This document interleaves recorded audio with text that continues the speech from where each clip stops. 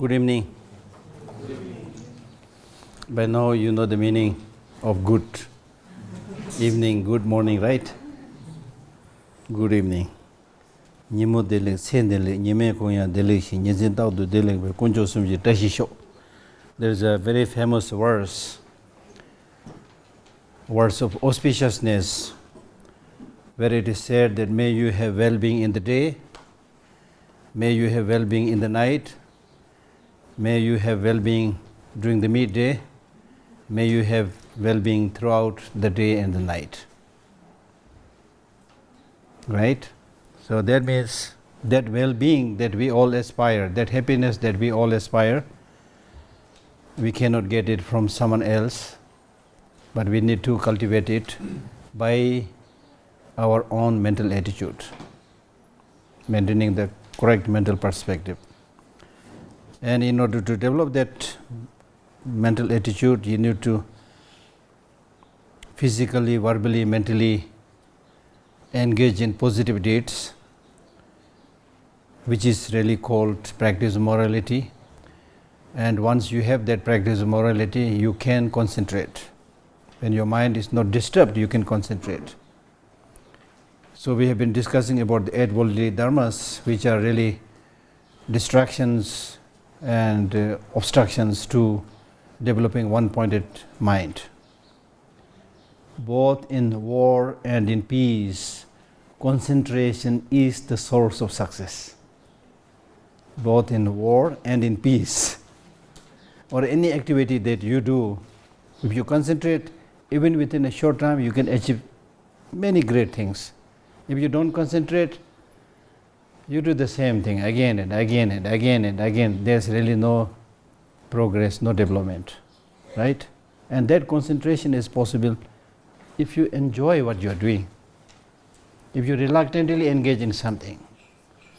For example, in the case of dharma practice, if you do dharma practice because your teacher said so, or for some other petty reasons, then there will be not much development, not much achievement, no real transformation of the mind. So whatever we do, we should enjoy what we are doing, delight in that. And if you enjoy something, then time is not the key factor.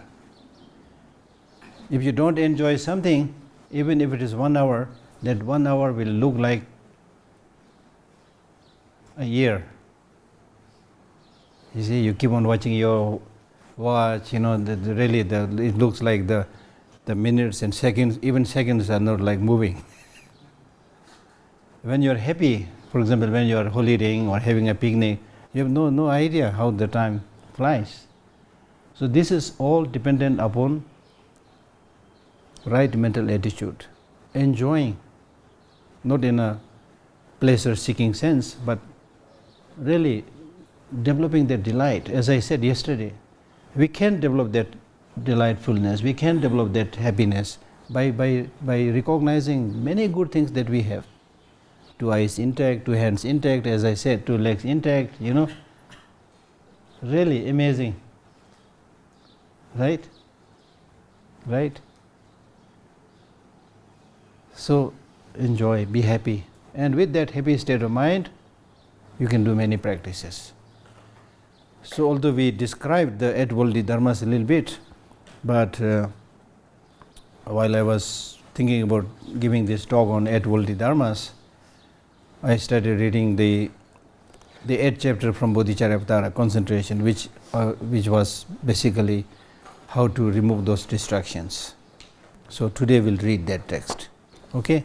So you open that book you have, that pages that you have, meditation from Bodhicharyavatara, chapter 8. So for the benefit of all those who are bilingual or who wants to read Tibetan, English, I put both of these here. Okay, so I made some homework. Okay, I'm not just coming here. I spend early mornings and evenings, looking at different texts, pulling them, then with my feeble hands, fingers, trying to type, So I use only one finger, for all the keys. So don't make fun of me, okay? I only want to tell you that how much I worked, jokingly. Try this. Many of you have tried. Many of you must have done one or other kind of meditation. But try this if you have not done. Early morning, get up. If you know any formal meditation, do that. If you don't know, at least keep quiet and remain silent. Take long breath and these things, inhaling and exhalation and things like that. Remain at least 5-10 minutes silent. The peace, the amount of peace and the tranquility that you will get, you cannot get it by mixing with people and things like that. Be with yourself. You see, today the situation is, the inside of each of us is really like a house where the owner never visited for a long time. The house is locked, the owner has gone, and the house is now dilapidating, collecting cobwebs and dust and things like that. So our mind is like that, the cobwebs of negative emotions, dust of negative emotions, collecting. Nobody care to come inside. And therefore we suffer from all these, problems like depression and so forth, because there is no inner resources, right? So explore those inner resources. And see the importance of pulling out these inner resources versus external resources. In the case of external material resources, they are physical resources. Physical resources or material resources by definition have limitation. It's physical, it's a limitation. Whether it's gold or silver or water or forest, there's limitation. If you cut one tree, it's gone. There's a limitation, you see, which we are seeing that today, the dwindling natural resources we are already experiencing. There's a limitation. As His Holiness the Dalai Lama says, in the case of the external material resources, there is limitation. Therefore, you should realize this, and therefore you should have contentment, practice contentment. In the case of the internal resources, the development of inner resources like loving kindness, compassion, there is no limit. And in this case, we are all contented. I did 5 minutes meditation in the morning, contented, hardly make any effort. You see, so what these Buddhist teachings are saying, what His Holiness is saying is, pull out these inner resources which is limitless. And the good thing with these inner resources is, if you develop loving kindness, if you develop compassion, if you develop patience, it will never become excess baggage.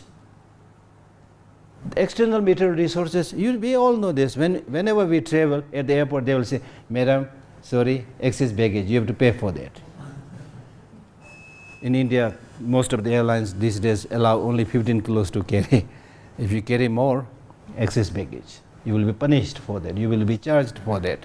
And this is not a new phenomenon. Buddha taught about this long time back. He said, you can't take anything when you die. That means whatever you have now will become excess baggage, right? And then it's so easy. You don't have to carry so many things. If you have the inner resources, if you have the knowledge, if you have the qualification, wherever you go, you are useful. Everybody will invite you, right? And if you don't have that, then you have to carry so many things. And this inner resources, nobody will steal. External resources, burglars are there watching you, what you are carrying, on which side your pocket is there. There's somebody watching, your gold chain, etc. Somebody is watching, right? And then for external resources, how much we have to work?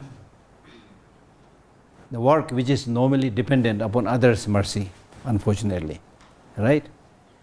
In the inner resources, you can develop that without having to pay much.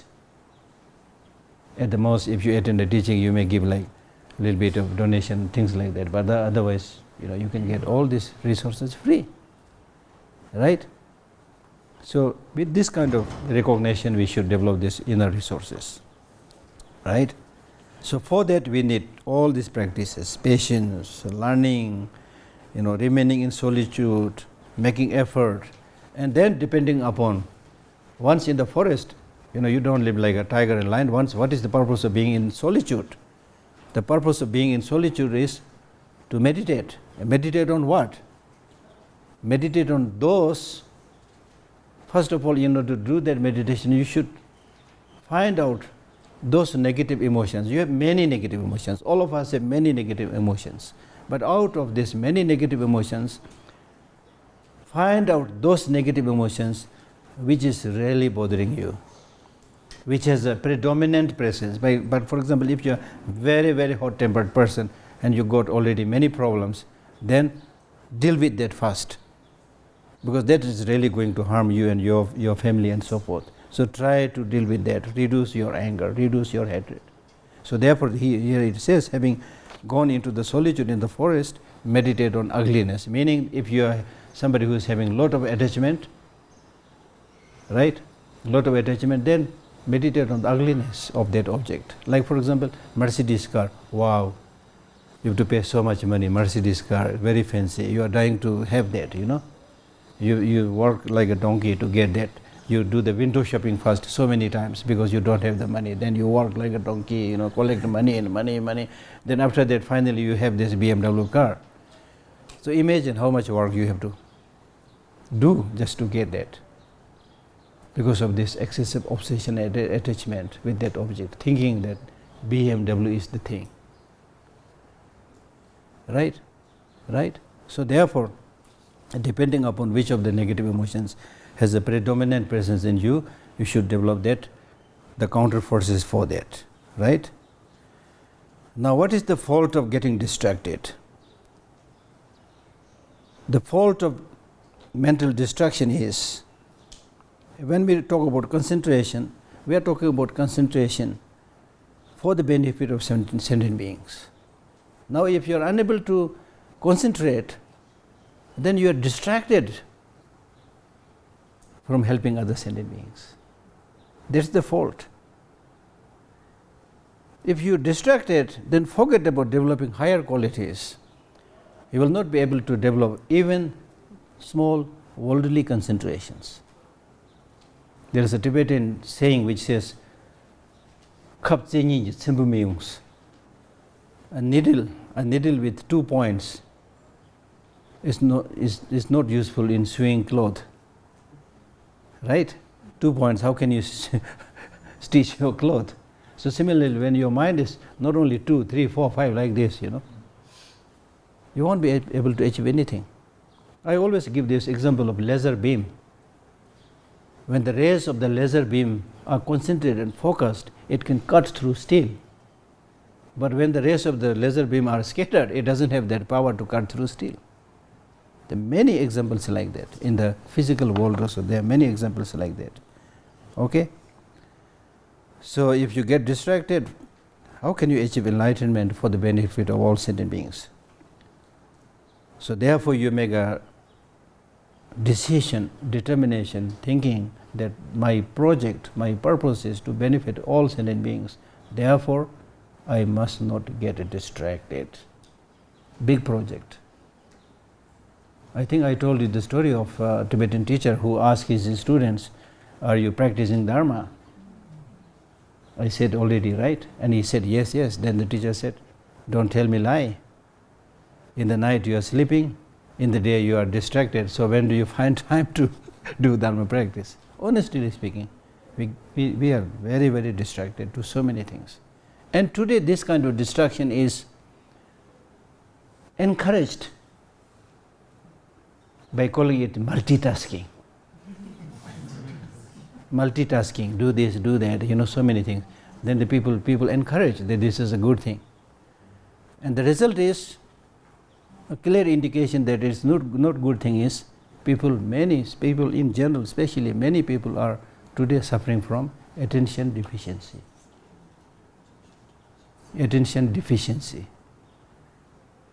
They are unable to concentrate on one thing properly, you see. So really, more and more we are coming closer to the monkey mind. Monkey mind. And human mind is very funny. If you ask not to do something, the mind will go to it. If you ask to do something, it will not do it. Just like small kids, Monkey mind.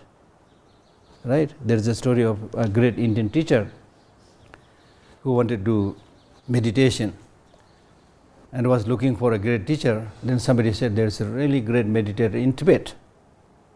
This is an old Indian story. And this Indian, he was also a great scholar. So he goes to the Tibetan meditator and asks his advice, the Tibetan teacher says, "Oh, it's very simple, there's nothing much to teach. You have to do only just one thing. And that one thing is, don't ever think about monkey." Okay? Don't ever think about monkey. Then, because he was also a scholar, he said, "This is a very funny teaching, such a great scholar like me, why the hell I should think about monkey?" Then he said, "This is very simple, very easy, although I don't know the purpose." So he goes back, and the funny thing is, the only thing he kept on doing was thinking about monkey. So this is called monkey mind, okay? This is called monkey mind. Second, summary explanation of how to remove the mental distraction. But through solitude of body and mind, no distractions will occur. Therefore, I should forsake the worldly life and completely discard distorted conceptions. So here you need to do things, solitude of body and solitude of mind. Right? Mind is based in the body. So therefore, if you adopt a place of solitude, there will be definitely less distraction. But there is no guarantee that your mind is able to remain in solitude. Right?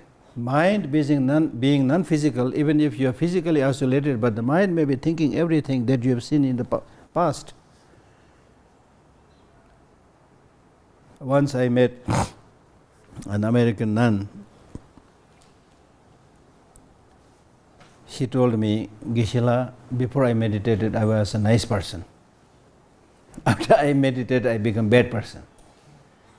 Then I said, "How? Explain." She said, "Before I meditated, many of these negative thoughts were not coming. But after I meditated, all the negative thoughts are coming." Then I told her, "This is a good sign. Before you meditated, also these thoughts were coming, but you never bothered to check who is coming, who is not coming. Now at least when you concentrate, then to your great shock, you realize that, oh my God, how many things are coming." See? If I ask you to meditate for 1 minute, one of the first things that will come in your mind will be shopping in New York or in Megalodganj or whatever, you see, or that last picnic that you have. The mind will immediately try to go out and have fun. Right? So that is the attitude. So therefore, when you try to concentrate, you will at least see what kind of distractions, what kind of negative thoughts are coming. Then what you need to do is recognize that and then say no to the intrusions, the unwanted minds. And then welcome the good mind. Concentrate on it. There will be no instant enlightenment, but with passage of time, your mind will become serviceable, obedient. Meaning that your mind will gradually become so serviceable, so obedient, that if you ask the mind, stay on this object, focus on the image of the Buddha, yes sir. Okay, now stop. Think about love, think about compassion, think about helping others. Yes sir, yes sir, yes sir. He will think about love, compassion. He will become a very obedient servant. Right? So that's important. Right now the mind will not obey you like that. It's really very, very, ready to revolt against you. So therefore, what you need to do is, if you want to do good dharma practice, of course you need to have your association with your friends and things like that, but reduce that association. Spend more time by yourself, reflecting, thinking, meditating, okay? And then not mixing with too many people, You have no idea what you are doing. Somebody says, come up, you go up. Somebody says, come down, you go down, as if you have no thinking. No. Many of us do that, I know that. It happens with me also, all of us also. But you need to make some decision, okay? What is necessary for that person, for you, what is important, what is not important. You have to make some decision, because at the end of the day, you need to take care of yourself. Right? So if you just keep on, I'm not saying that you completely cut off socializing, but what I'm saying is, unless you make some decision to change. When you suffer, you will suffer alone. Nobody can help you. Right? So therefore, many of these worldly commotions, jikte bin duji, which means worldly commotions, worldly hustle bustle kind of life. Stop, reduce many of these things. And try to physically remain in isolation. And more importantly, mentally try to remove many of these mental discursive thoughts like attachment, anger, jealousy. So when you remove this, that is called mental isolation, mental solitude, right? Okay? Because right now, as I said, your mind is infested with so many thoughts, anger, jealousy, hatred, what she said, what he said, how should I respond? So many thinking is going on. So get rid of this useless discursive thoughts, right? So that is called mental solitude, mental isolation. So distraction means physical isolation. Removing the distraction means staying in solitude, physically and mentally. Because in order to remove many of these negative emotions, you need to concentrate.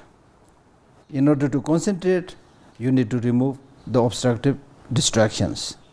For that, you need to remain in physical, mental solitude. Okay, for physical isolation or solitude, you need to lessen your association with so-called relatives, friends, and so forth. Okay, lessen that, reduce that. Okay, I know one quite well known. I met her many years back when I was translating for His Holiness, an actress who later on became a Buddhist.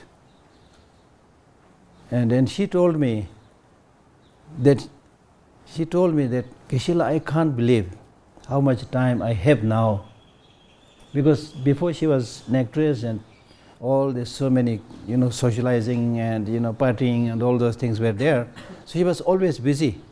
Now when she realized many of these things she has to cut down, it's useless, she started doing that.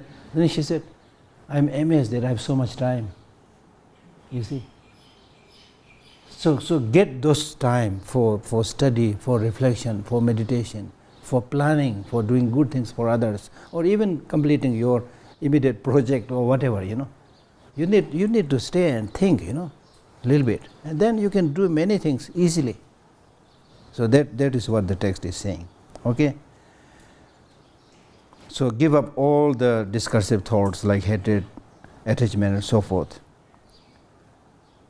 And especially in the beginners, especially in the case of the beginners, unless you practice physical solitude, it is difficult for you to find that mental solitude, mental isolation. So therefore, reduce that mixing with so many people and remain in forest or remain in solitude. Okay?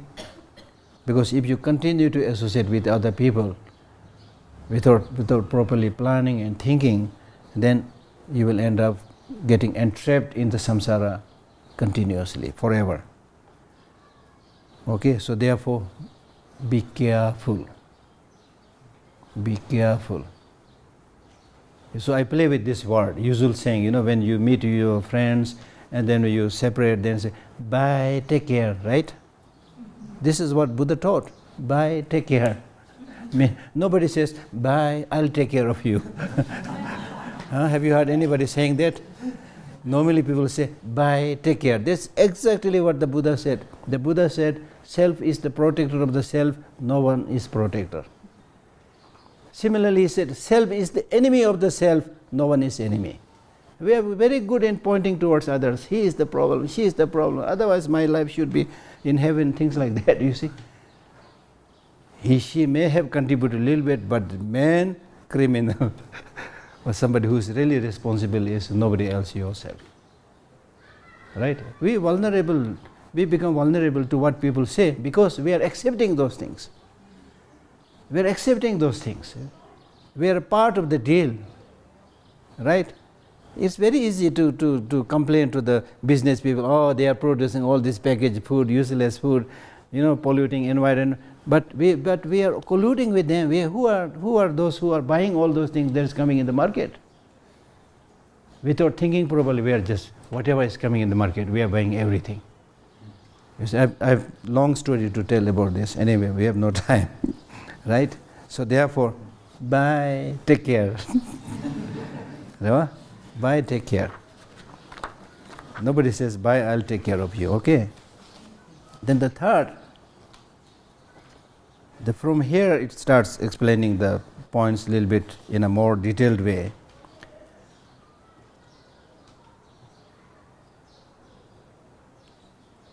Verse 3, worldly life is not forsaken because of attachment to people and due to craving for material gain and the like.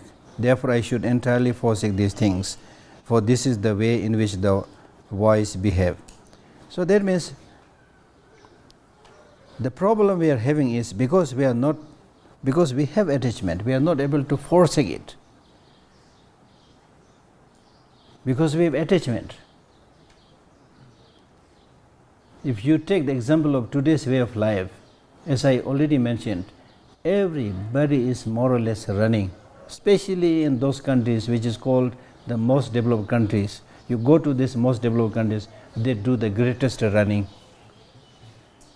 It is a paradox actually, because if you are the greatest country, you have all the facilities, then there should be enough time for people to relax and holiday and enjoy, because you have the facilities.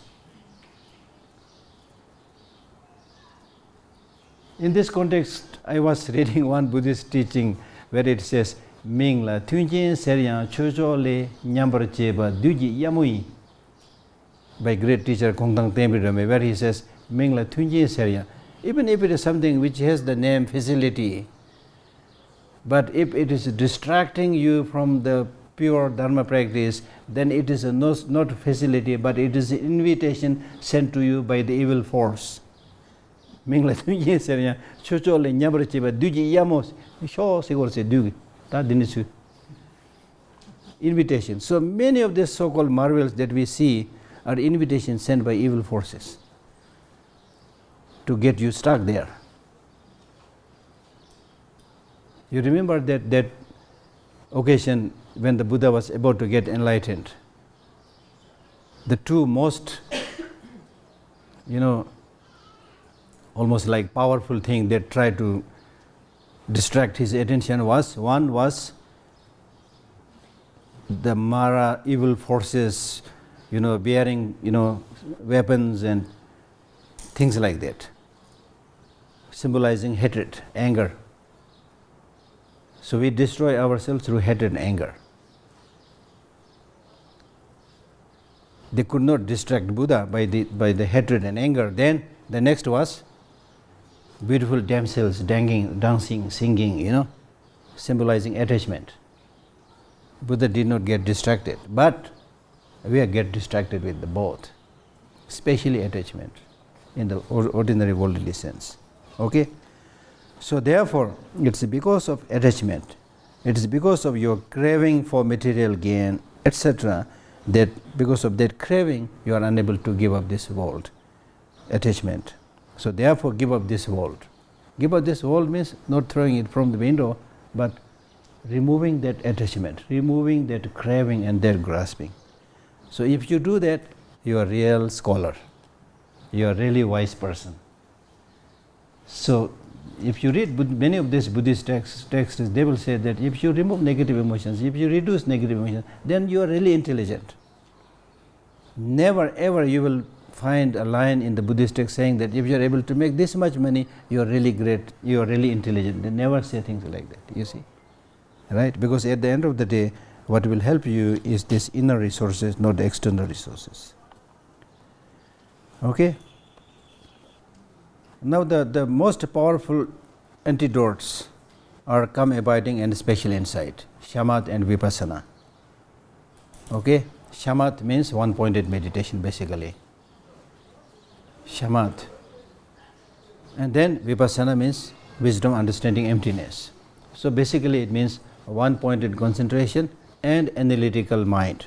These two are the antidotes to negative emotions. With one-pointed concentration, you will be able to reduce the obvious manifestation of the negative emotions, but it will not uproot the negative emotions.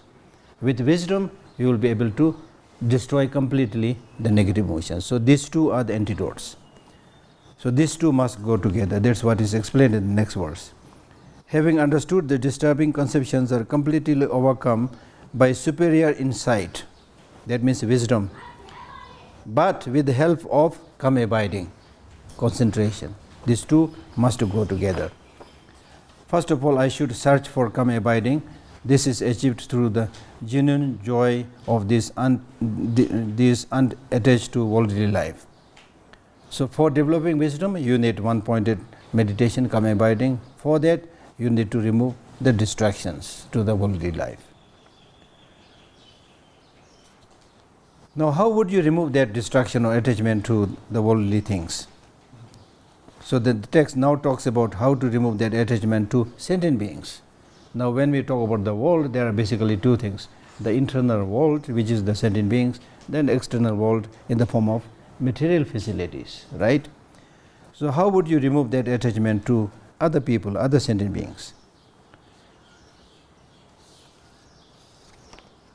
Because of the obsession one transient being has for other transient beings, he will not see his beloved once again for many thousands of lives.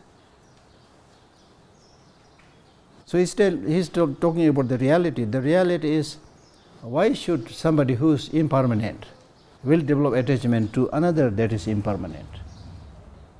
Right? When we develop attachment to somebody, we immediately think that I will enjoy with this person forever.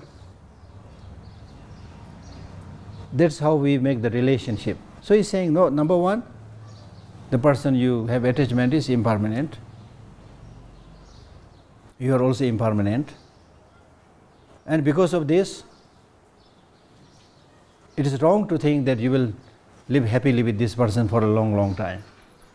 I give you the example of 99-year-old man. When you see the reality, you will not develop attachment. So today somebody may be your most beloved brother, sister and so forth, but once that person dies, you will never ever see that person again. This is the truth. So when we meet people, it's really like meeting people in the street. Just say hi and then don't pay too much attention. Don't get obsessed.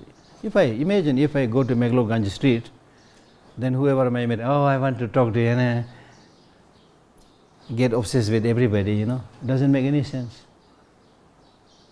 There's a story of 4 people, 4 friends. So they go out sightseeing and then goes to a garden. And after a while, the 3 friends come back to their home, and one friend was missing for a while. Then after a while, that missing friend comes back extremely sad and weeping and crying.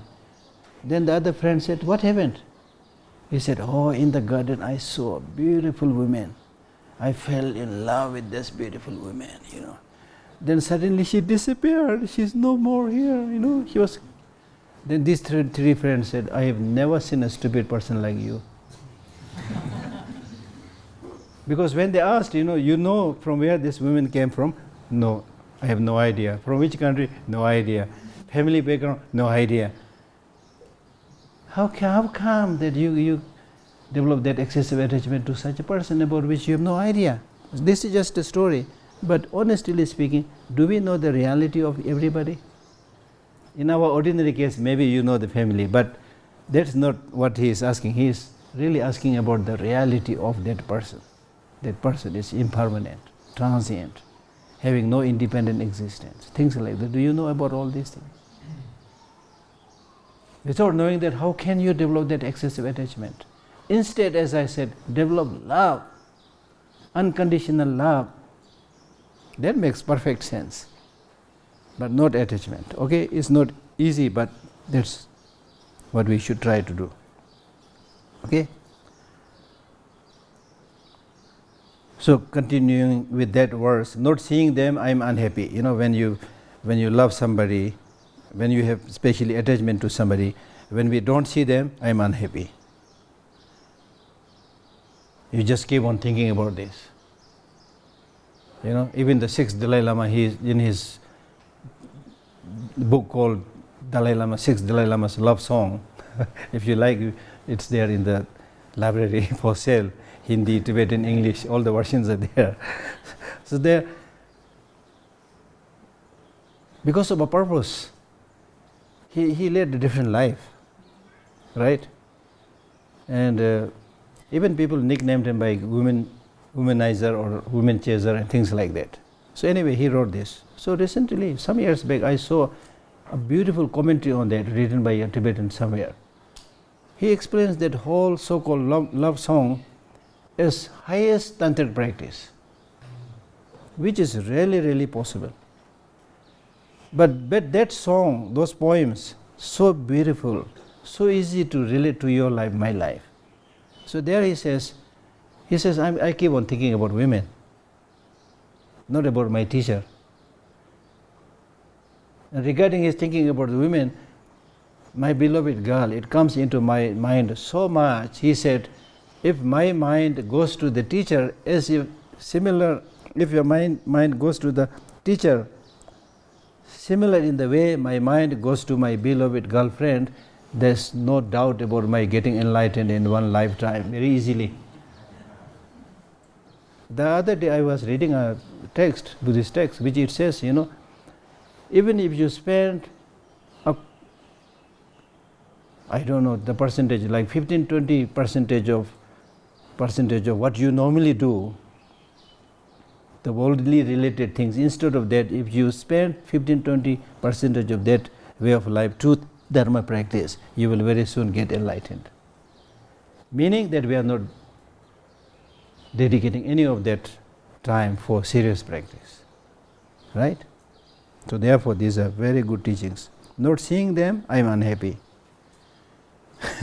And my mind cannot be settled in equipoise because you keep on thinking about that object. Now even if I see them, there is no satisfaction. Drinking salty water, right?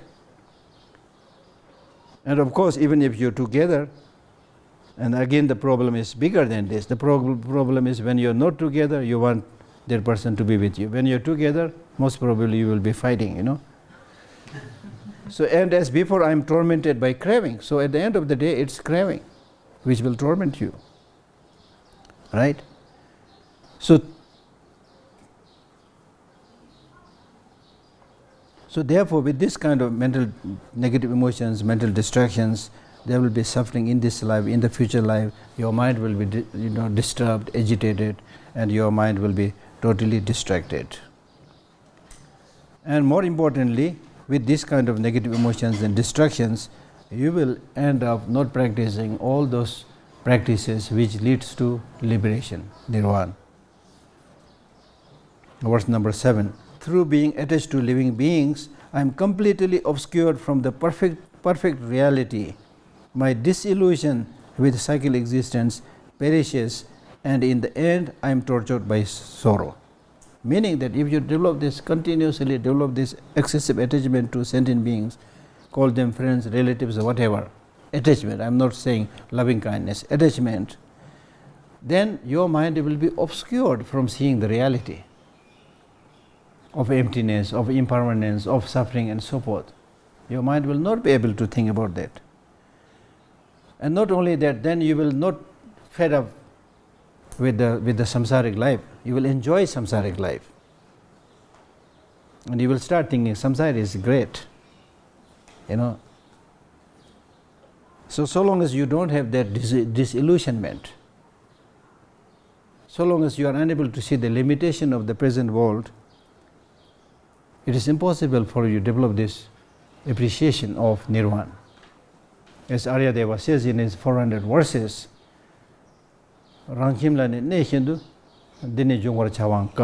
which means a person, if a person is really happy with his present home, why should he or she think about moving to some other country like America and things like that? But when you have this problem of your home, there's no harmony among the family members, the place is rough and tough, it's not good, then you immediately think about, this is too much, now I should move to some other place, some other country. So when you feel this samsara is so okay, why should you think about nirvana, you see? If I get job, little bit of job, give me a little bit money and do this, then I am happy, you see. Why should you think about that? Right? So therefore it is important, if you want to get that long-lasting happiness, I am not saying it, Buddha is not saying it, but we all have this inborn wish to get that long-lasting happiness. That's the point. If you say, I don't want long-lasting happiness, I also don't believe in future life, this life is the life, so therefore just enjoy this life. If you belong to that category of people, then it's a different story. Right? Different story. But our inborn quality of the mind is that we all want long-lasting happiness and peace. And actually from Buddhist viewpoint, this is good news. Okay? Right from the birth, having this wish to get long-lasting peace and happiness indicates that there is a possibility if you make the effort. So that's a good news. If you make the effort, it is possible. And even in this life, you can see many people who, when they have developed a bigger mental outlook, more holistic mental outlook, more realistic mental outlook, these people are happier and more peaceful, right? Right? So therefore we should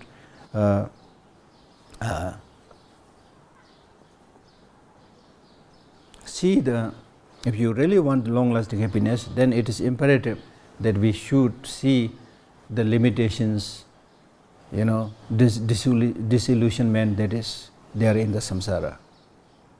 So in order to know that, you need to know many, things in human life which is really not satisfactory.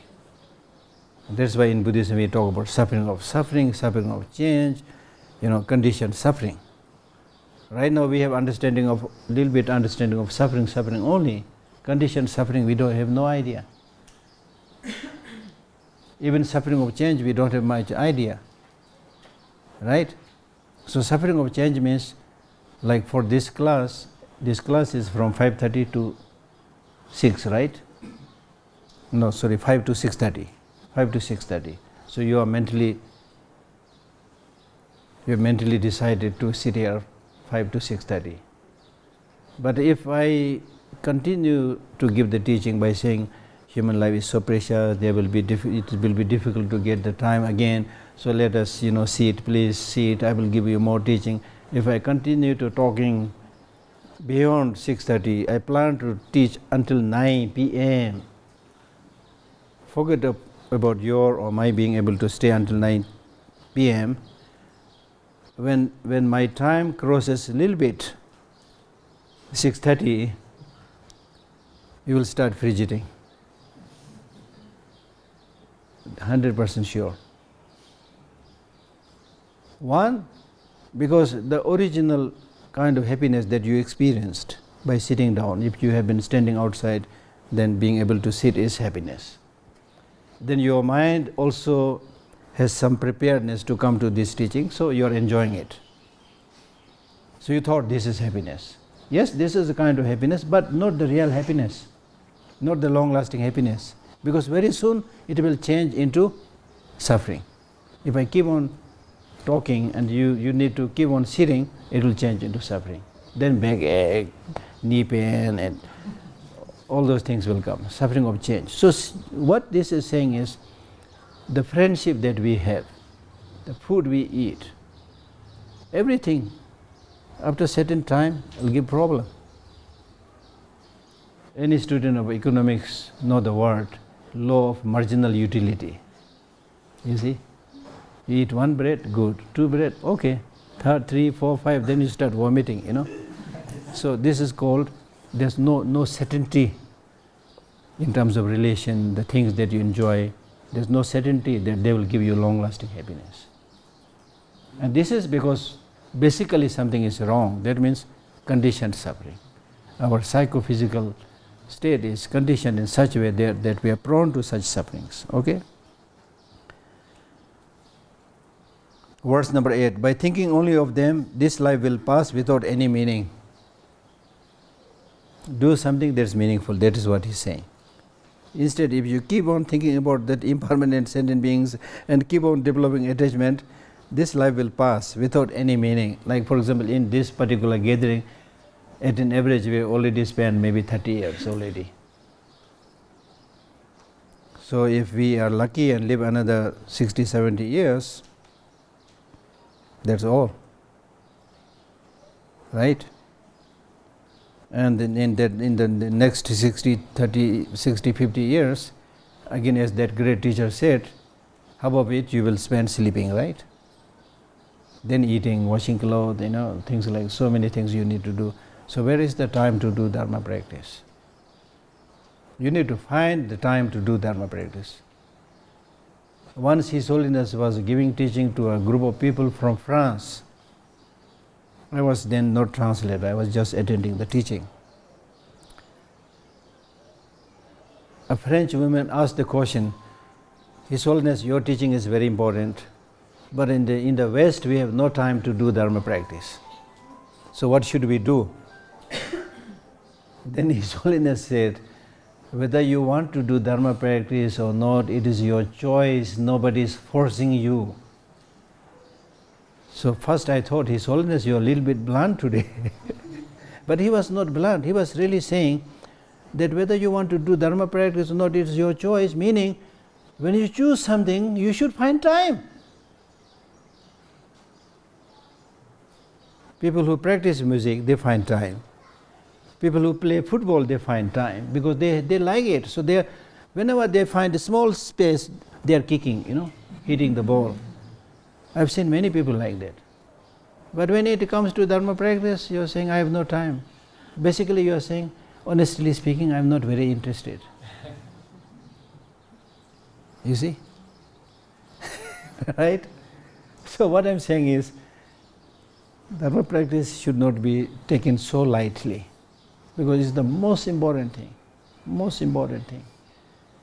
Because you are talking about getting more reliable happiness, more long-lasting happiness. That more long-lasting happiness will not come from playing football. You can play, of course, you can enjoy, that's okay, but see the priority, which one is more important. Many of other human activities that you do, you can do, of course you can do if you like it, you see. But many are, in terms of achieving human life, many are really like distractions. For physical exercise may be good, but many are really distractions. Right? For business and for show, people invent so many things. And then everybody just starts doing that. People are basically monkeys, monkey brain. There is a Tibetan saying which says, Chawatamji lemoi lemo kanki kebai. All activities are imitations, and whoever does the best imitation is called a scholar. Right? So we invent so many things and then we just ape it, just copy it without thinking. There are many things, like during the fashion show, you have what you call as catwalk. Catwalk is imitating cat, right?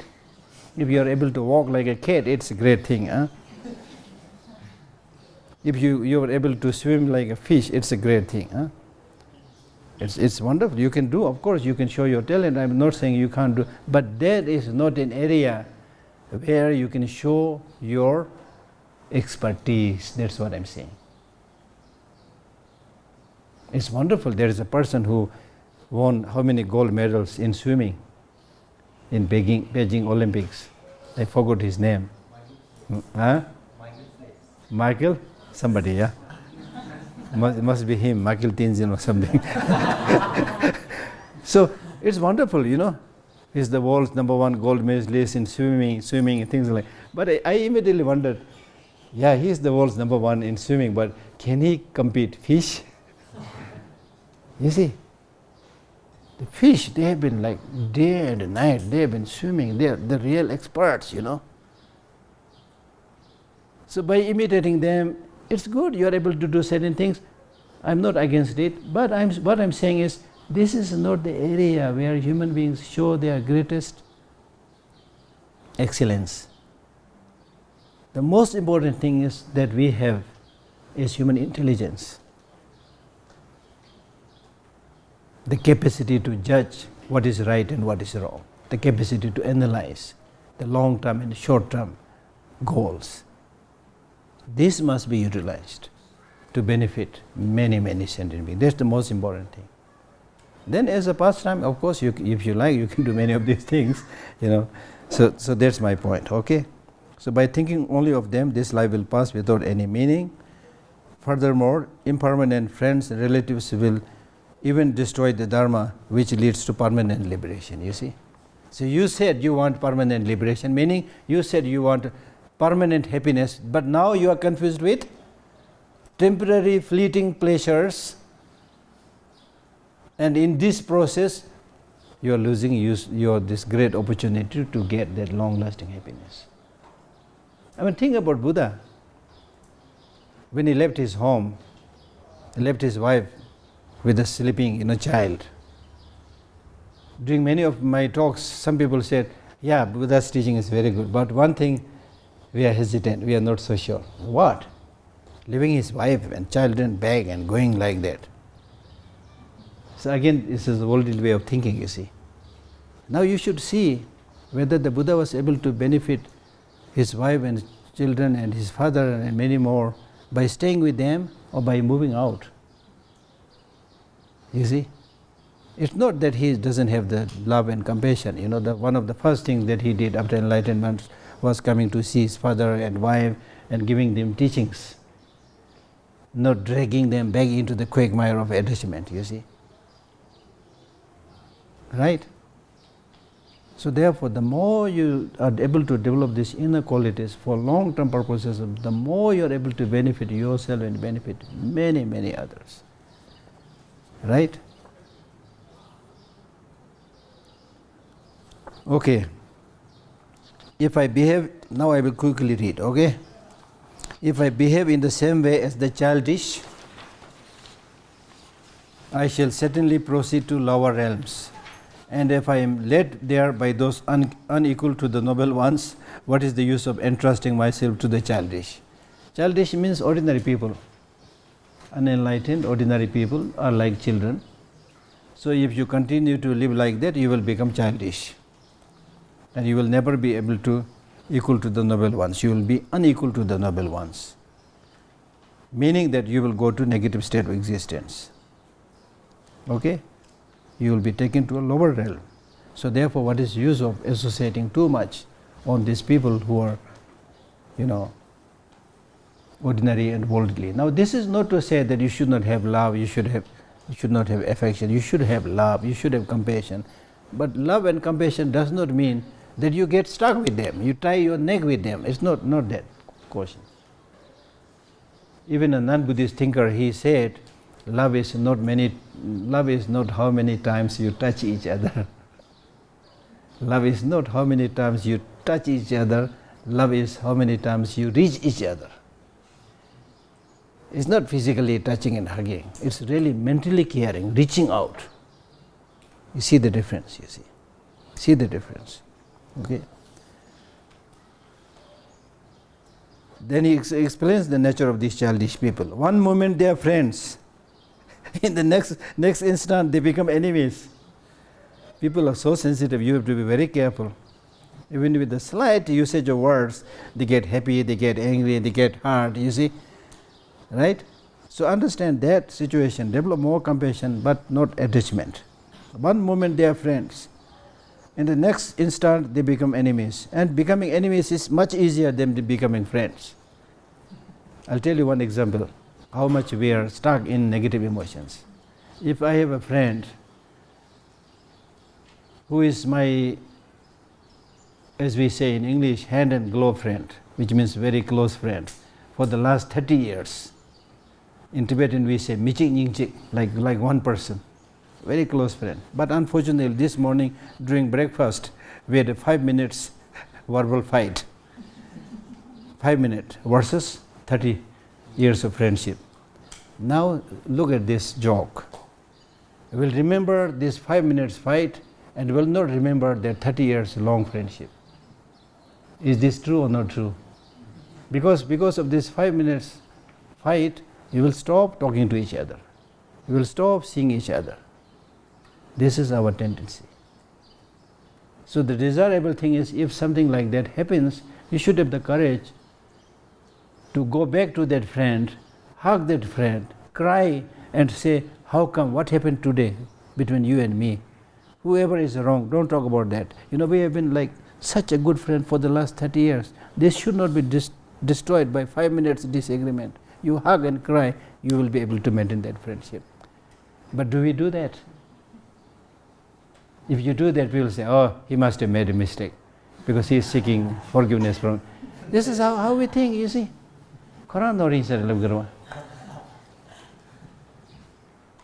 This is the worldly way, this is the childish way, you see. So therefore it is important, whenever we are not enlightened beings, we are ordinary people, we make mistakes. But don't maintain that disliking, hatred, ill will inside you. It will kill you. It will even produce cancer. It's medically found now. Okay? So sometimes you get irritated, angry, but the next time you try to talk to the person. And this is on a small scale. I've been doing this, you see. I try to do this. It's so good. Nobody wants, either you or that person, nobody wants to be angry all the time, especially if you are co-workers. Nobody wants to remain like that. That person is also looking for an opportunity to talk. So you give the opportunity. Smile or say something. He will also start smiling. Then you become very good friend, you see. Right? Okay? One moment they are friends. Another way of thinking is, ordinary people like small kids, If small kids get angry with you, will you also get angry? Normally not, see? Because these are small kids, they are innocent. So similarly you should think, all these so-called enlightened, so-called educated people, grown-up people, they are in a way also they are really innocent. They are also innocent. So develop that understanding and there will be less negative emotions. One moment they are friends, like small kids. One moment they will play, one moment they will cry, one moment they are friends, and the next moment they become enemies. Since they become angry, even in joyful situations, it is difficult to please ordinary people. Even in those situations where you should really be enjoying, they don't enjoy, they become angry, So it's difficult to please. As is said in the Buddhist teaching, one of the old English saying also says, one who tries to please all will please none. These are similar teachings, you see. So they are angry when something of benefit is said. When you really, sincerely, honestly want to benefit in them and try to correct them, say something which is beneficial, they'll get angry. They will say, who are you highlighting my fault? Get angry, you see. And they also turn me away from what is beneficial. Because that person is your friend, so they will also drag you into that. If I do not listen to what they say, they become angry and hence proceed to lower realms. They are envious of superiors. Now in their relations with the different people, if somebody is superior, they are jealous. If somebody is equal, competition. And to the inferiors, arrogant towards the inferiors. If somebody praises them, they get conceited. I am somebody special. Conceited when praised. And if anything unpleasant is said, they become angry. Never is any benefit derived from the childish. So don't expect too much. Okay? Through associating with the childish, there will certainly ensure unwholesomeness. So what you get is negative emotions, such as praising myself and belittling others and discussing the joys of cyclic existence. That is what ordinary people do. They keep on talking about their family, they are talking about their business, they keep on talking about cyclic existence. Hardly anybody will talk about achieving long-lasting happiness. This is something not taught in any school. No school talks about achieving long-lasting happiness. Forget about future life. more durable. They will never talk about. Right? Developing myself to others in this way will bring about nothing but misfortune, because they will not benefit me and I shall not benefit them. And so if you tie two animals together, both of them will die together. Okay? I should flee far away from childish people. So maintain a distance. In terms of showing kindness and love, yes, you should be in association with them, but your association with other people should not be too far, too close. Just like your relationship with fire. With fire, if you become too close and touch the fire, it will burn you, right? If you go too far away from the fire, you will not get the warmth of the fire. So maintain a good distance so that you get the warmth but not get burnt. I should flee far away from childish people when they are encountered. Though I should please them by being happy, I should behave well merely out of courtesy, but not become greatly familiar. So that's what I'm saying. Little bit you maintain distance. And if you meet somebody, of course you should feel happy. When they encountered, meaning when you meet somebody, of course you should show smile, you should feel happy. But it does not mean that you continue to keep in touch with them and then get stuck with that person. Right? I should behave well merely out of courtesy, but not become greatly familiar. In the same way as a bee takes honey from a flower, I should take merely what is necessary for the practice of dharma, but remain unfamiliar as though I had never seen them before. I mean, worldly wise, this is not very good, right? Some people who I knew before, then I forgot their name. One day they turned out, I did not remember. They get angry. Geshe-la, now I think you are very high person, So they get angry, see. So of course, even if your realization is like a divine or a God, but your behavior should be normal, okay? So that should be there. But what he's saying is, while mixing with people, you should not get stuck with them, so that you forget your dharma practice. So therefore, in the same way as a bee takes honey from flower, the bee comes and takes the honey from the flower without destroying the flower. Okay? So similarly, I should take what is necessary for the practice of dharma. When you associate with other people, try your best to make them follow dharma and make sure that you yourself is able to practice dharma. But then after that, remain unfamiliar, meaning as if you never met, meaning not in ordinary sense, but meaning without developing too much attachment.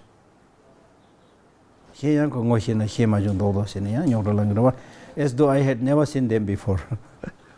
Mentally, of course, externally, as we read in the preceding line, out of courtesy, you need to show all these things. Okay? I have much material wealth as well as honor, and many people like me. Nurturing self-importance this way, I shall be made terrified after that. That means, if somebody praises you, if you have wealth and fame, you get puffed up. Don't get puffed up. That is what he's saying. Because if you nurture that self-importance because of wealth, because of honor, then when you at the time of death, none of this will be of any benefit, and you will only develop a lot of fear how to face that problem. So you thoroughly confuse mind by the piling up of whatever objects you are attached to, misery 1,000-fold will ensure. So basically, all these negative emotions are developed because of ignorance, because of confusion. Okay?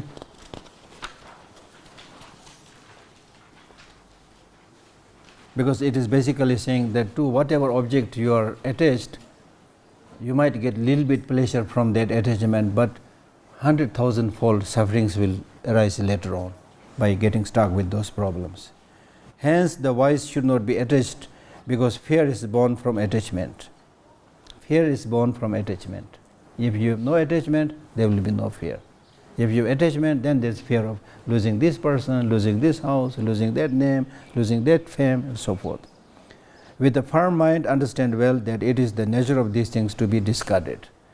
All this we need to discard sooner or later. So therefore, why you develop so much attachment right now, right? Although I may have much material wealth, be famous and well spoken of, whatever fame and renown I have amassed has no power to accompany me after death.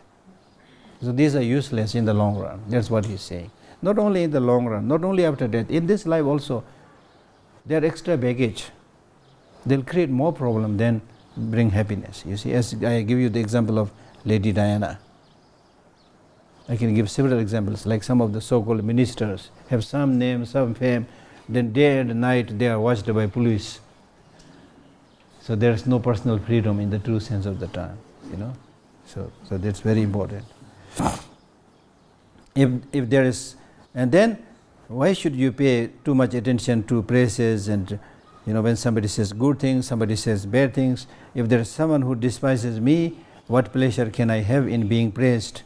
And if there is another who praises me, what displeasure can I have in being despised?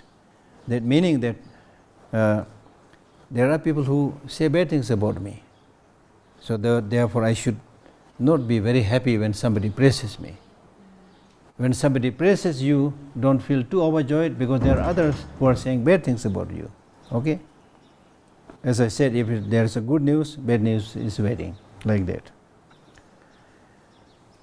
If even the conqueror, that means Buddha, was unable to please, Buddha could not please everybody, right? The various inclinations of different sentient beings. When I was working in His Holiness office, one thing that really became very clear to me was you can never please anybody. Okay, you should develop that compassion, but firm. Be compassionate and firm. I learned that. Because you cannot please anybody, everybody, right? Things like that. Buddha could not do that. They scorn those who have no material gain. See, this is the way we do. If people have no wealth, then we look down upon them. They scorn those who have no material gain and say bad things about those who do. If somebody has wealth, then say, oh, he must have, you know, black marketed, he must have stolen the government money. If somebody is rich, we are all jealous and say all the bad things. He must have done the shortcut, you know, things like that. When somebody is poor, then we say, oh, ugly, poor, beggar, you know. How can they, who are by nature so hard to get along with, ever derive any pleasure from me? It has been said by the Tathagata that one should not befriend the childish, because unless they get their own way, these children are never happy. So at the end of the day, people only want to serve themselves. That's the problem. In our own case, personal case also, that the real troublemaker is the self-cherishing attitude. Similarly, this is the problem with everybody. So they always, at the end of the day, I mean, look at this. Everybody thinks I am the center of the world, center of the universe. However tiny, insignificant, small you are, but you will think, I must be the center of the universe. And the rest are revolving around me. You know, to explain this more clearly, let us say, for example, if I have a brother or sister, which I say, I really love my sister and brother more than myself. I love my husband and wife more than myself. And you make all these big statements, okay? On good days, okay? But as and when there is a disagreement or problem arises between with your sister, with your brother, who is the person that you will try to defend? Yourself. Sister, you are wrong, I am right. Husband, you are wrong, I am right. Brother, you are wrong, I am right. So at the end of the day, you are the most important thing because of the self-cherishing attitude. Right? So that has to be changed.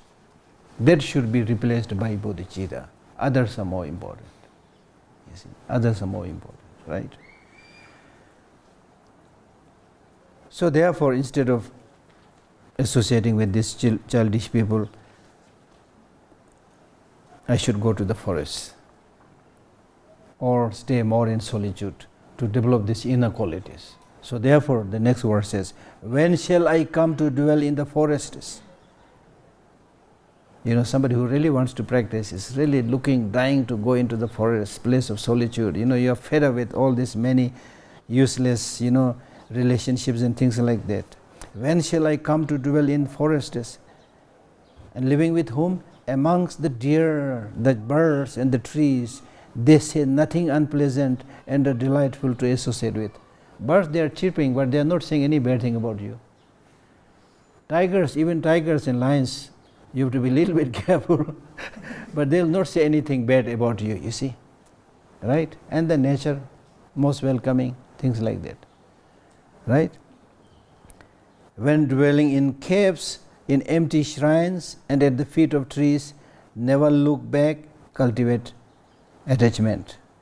You will never look back to cultivate attachment. When shall I come to dwell in places nor clung to as mine? It's I, me and mine.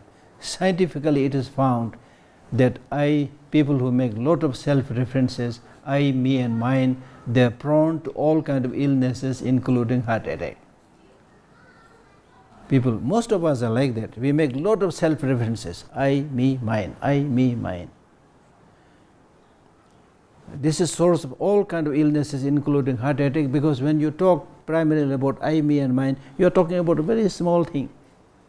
You are developing a very small, narrow-minded attitude. You are developing that tunnel vision. So within that small tunnel vision, within that small pipe, I, me and mine, even if there is a small, tiny, insignificant problem, you tend to see it as if it is unsurmountable. I am suffering. The whole world is enjoying. It's the poor, miserable fellow me who is suffering here. You see? Because you don't have that bigger holistic picture, you see. If you, instead of that tunnel vision, if you are able to develop bigger picture, then you will be able to understand, yes, I have some problem, it's true, but it's not just me. And not just me, but there are many others, millions others, who are suffering much, much, much more than myself. Then because of this understanding, yes, this suffering I have, but it's tolerable. You see? Right? Right? So it's a perspective. It's a perspective. In places not clung to as mine, which are by nature. So the place where you go into the forest is wide and open, There's a story of a very rich person who had a nice house, and normally all the rich people, they have a nice house and in front of that a swimming pool, right? So this father takes his son for a walk outside into open place where some villagers are living. Then the father really wanted to show that you should be really happy, how rich we are. We have this big house with a swimming pool. Then at the end of that tour, the child, the son or child instead said, Father, now I realize how poor we are. Because we have this small tiny house, but they have the whole field. And we have this small swimming pool, but they have the whole creek, So that is what he's saying. That is what he's saying, Which are by nature wide and open, and where I may behave as I wish without attachment. Now in big cities, like even in Dharamsala, we don't have even good playground for small kids, you see. When shall I come to live without fear, having just a begging bowl and a few odd things, wearing clothes not wanted by anyone, drag, and not even having to hide this body?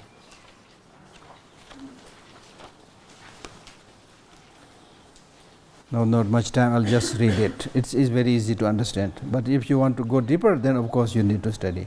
Having departed to the cemeteries, when shall I come to understand that this body of mine and the skeletons of others are equal in being subject to decay? In some monasteries in Thailand, they have the dead bodies, so 1 day, 2 days, 3 days, 4 days, 5 days, and so forth, to meditate on impermanence.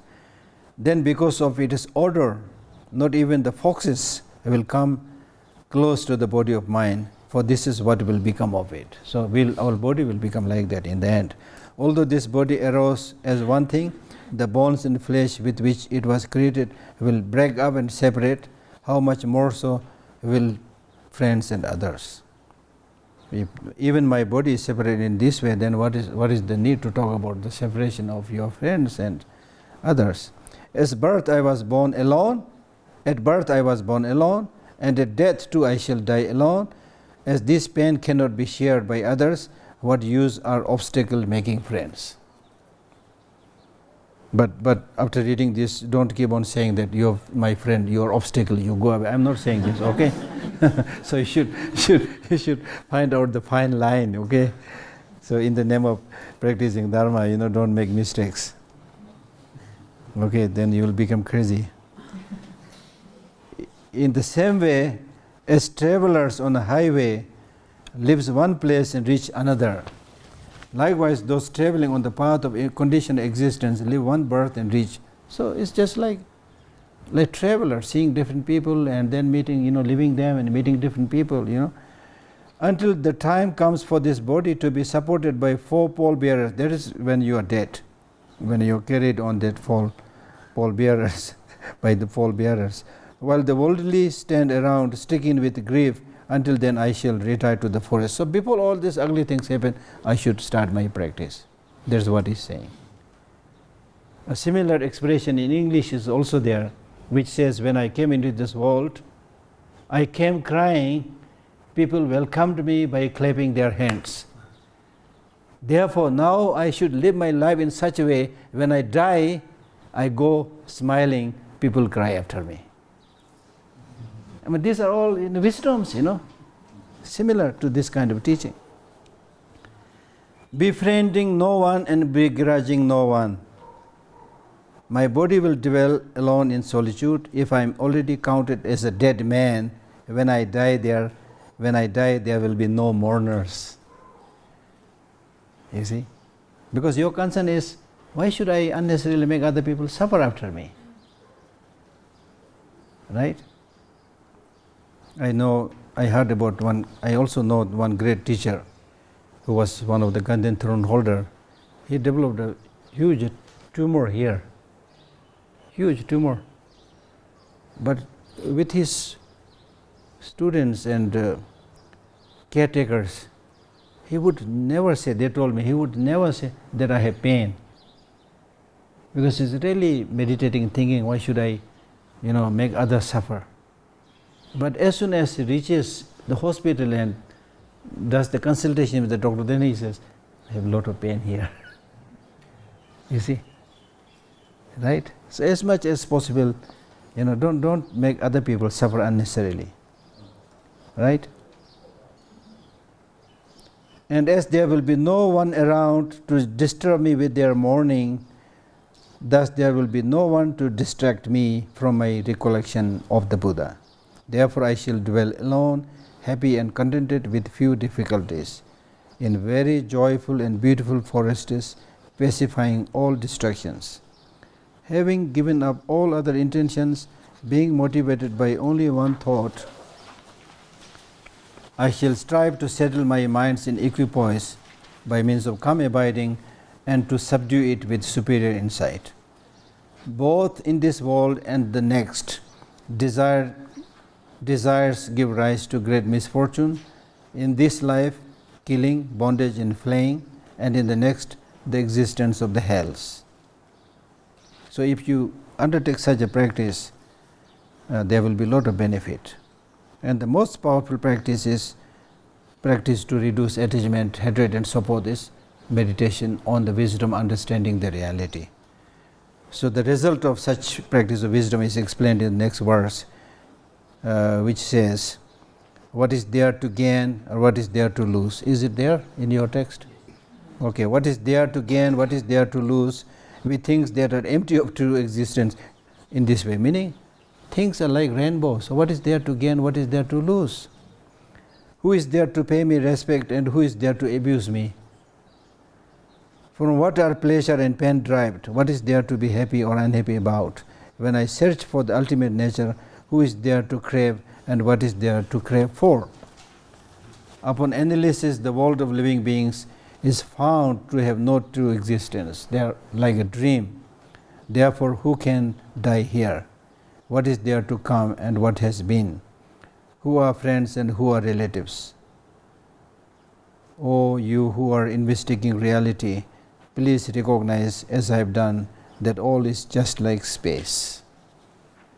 So there are many more. If you want to read more, the rest of the chapter is also there. So basically, from the conventional point of view, ordinary point of view, and also from the point of view of ultimate reality, developing attachment, anger, hatred is of no use. So that is what he is saying. Right? Okay, I will stop here. Thank you very much for coming. You give me a wonderful opportunity to do my homework.